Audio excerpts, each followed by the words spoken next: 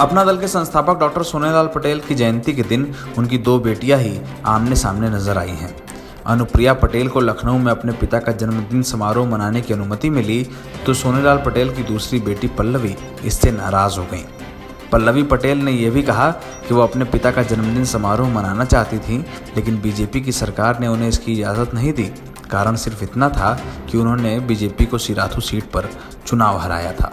सिर्फ मेरी वजह से नहीं बल्कि अपनी बदनीयती और भ्रष्ट आचरण की वजह से भी हारे। और अगर इस प्रकार का रवैया करते रहेंगे, जब जब केशव मौर्य जी फंसते हैं, हमेशा मेरे परिवार के किसी न किसी व्यक्ति को आगे कर देते।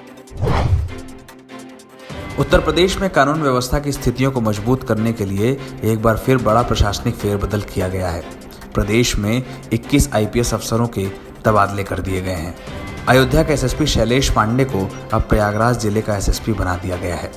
वहीं मथुरा के एसपी गौरव ग्रोवर को अब गोरखपुर की कमान दे दी गई है। गोरखपुर के एसएसपी विपिन टाडा सहारनपुर में पोस्ट कर दिए गए हैं। प्रदेश में हुए बड़े प्रशासनिक फेरबदल को कानून व्यवस्था के लिहाज से अहम माना जा रहा है। उत्तर प्रदेश सरकार के मंत्री और अनुप्रिया पटेल के पति आशीष पटेल ने पल्लवी पटेल के आरोपों का जवाब दिया है। पल्लवी पटेल के सरकार पर हमला बोलने के बाद आशीष पटेल ने कहा कि ये सब मीडिया की स्टंटबाजी है।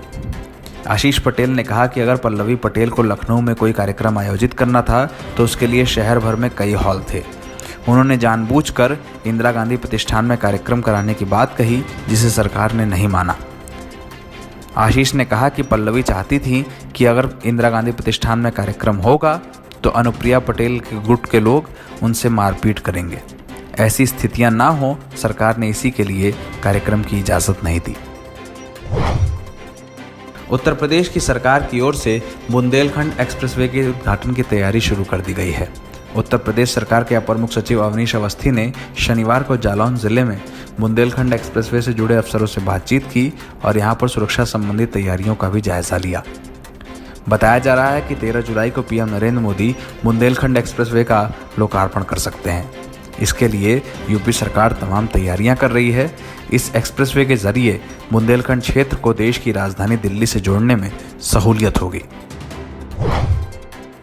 उत्तर प्रदेश के सहारनपुर में बजरंग दल के नेता रजत शर्मा और एक व्यापारी कन्हैया माहेश्वरी को उदयपुर जैसी घटना दोहराए जाने की धमकी मिली है। अलग अलग स्थानों पर रहने वाले इन दोनों व्यक्तियों के घरों के बाहर धमकी भरा पत्र चिपकाया गया है। पुलिस ने इस घटना को गंभीरता से लिया है और दोनों लोगों के घरों पर पुलिस की सुरक्षा लगाई गई है।